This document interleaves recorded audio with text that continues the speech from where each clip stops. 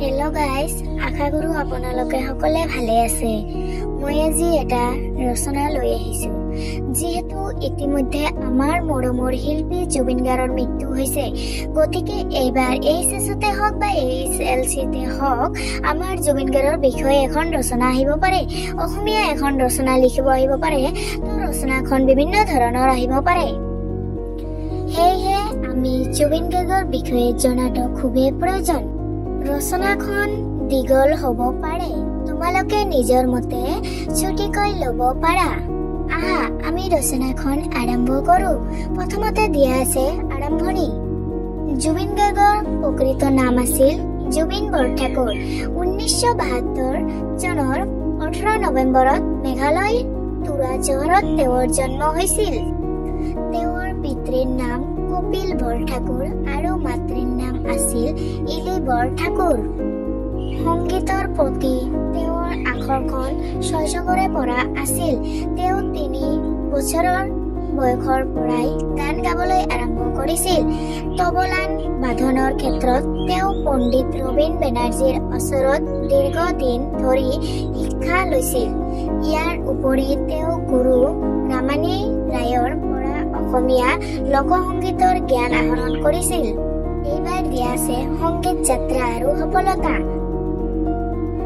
1992 চনত জুবিন গাৰ্গৰ প্ৰথম অসমীয়া এলবাম অনামিকা মুকলি হৈছিল, যাৰ ফলত তেওঁ অসমৰ যুৱ প্ৰজন্মৰ মাজত অতি কম সময়ৰ ভিতৰতে জনপ্ৰিয়তা লাভ কৰে। ইয়াৰ পিছত সপনৰ সুৰ, জনাকী মন আৰু মায়াৰ দৰে এলবামে তেওঁক সংগীত জগতত সুপ্ৰতিষ্ঠিত কৰে। কেৱল অসমীয়া 2006 চনৰ হিন্দী ছবি গেংষ্টাৰ আলীৰ গীতটোৱে তেওঁক সমগ্ৰ ভাৰততে বিশেষ খ্যাতি প্ৰদান কৰে।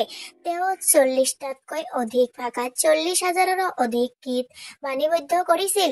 এতিয়া দিয়া আছে অসমীয়া সংগীত আৰু চলচ্চিত্ৰ জগতলৈ অৱদান।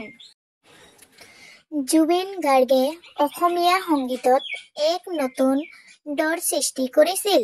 তেওঁ পৰম্পৰাগত লোক সংগীতৰ সুৰৰ সৈতে আধুনিক সংগীতৰ সংমিশ্ৰণ ঘটাই এক নতুন শৈলীৰ জন্ম দিছিল। ইয়াৰ ফলত যুৱ প্ৰজন্মৰ মাজত অসমীয়া সংগীতৰ প্ৰতি নতুনকৈ আগ্ৰহ সৃষ্টি হয়। সংগীত পৰিচালক হিচাপে তেওঁ বহু অসমীয়া ছবিত সফলতা লাভ কৰিছিল, যেনে হিয়া দিয়া নিয়া, মন যায়, মিছন চাইনা, কাঞ্চনজংঘা আৰু ৰত্নাকৰ। এজন অভিনেতাজন হিচাপেও তেওঁ বহুতো চিনাকি ছবি যেনে মই যায়, মিছন চাইনা, কাঞ্চনজংঘা আৰু ৰত্নাকৰত সফলভাৱে অভিনয় কৰিছিল। তেওঁ চলচ্চিত্ৰ নিৰ্মাতা হিচাপেও ভূমিকা পালন কৰিছিল। এইবাৰ দিয়া আছে সমাজ কৰ্মী আৰু সাহিত্যিক হিচাপে ভূমিকা। জুবিন গাৰ্গ কেৱল এজন শিল্পীয়ে নাছিল, তেওঁ এগৰাকী সক্ৰিয় সমাজকৰ্মীও আছিল।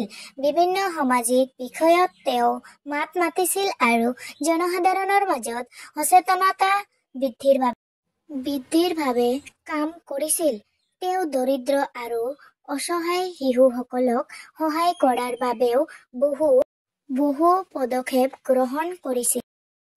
ইয়াৰ উপৰিও তেওঁৰ কেতবোৰ লেখনি আৰু কবিতা সংগ্ৰহ প্ৰকাশ পাইছে। এইবাৰ দিয়া আছে মৃত্যু। 2025 চনৰ 19 ছেপ্টেম্বৰত চিৰিয়াছ ৰোগত আক্ৰান্ত হৈ জুবিন গাৰ্গৰ মৃত্যু হয়। তেওঁৰ আকস্মিক মৃত্যুত সমগ্ৰ অসমবাসী গভীৰ শোকত দৃশ্যমান হৈ পৰে। তেওঁৰ মৃত্যুৰ পাছত অসম সাহিত্য সভাই তেওঁৰ ৰচনা সমগ্ৰ প্ৰকাশ কৰাৰ সিদ্ধান্ত লয়। এইবাৰ দিয়া আছে উপসংহাৰ। জুবিন গাৰ্গ আছিল অসমীয়া সংগীতৰ এটা যুগ। তেওঁৰ সংগীতে বহু অসমীয়াক নিজৰ মাতৃভাষাৰ প্ৰতি অধিক আগ্ৰহী কৰি তুলিছিল। তেওঁ আছিল আধুনিকতা আৰু পৰম্পৰাৰ এক সুন্দৰ মিশ্ৰণ। তেওঁৰ অৱদানৰ বাবে তেওঁ সদায় অসমীয়াৰ হৃদয়ত জীয়াই থাকিব।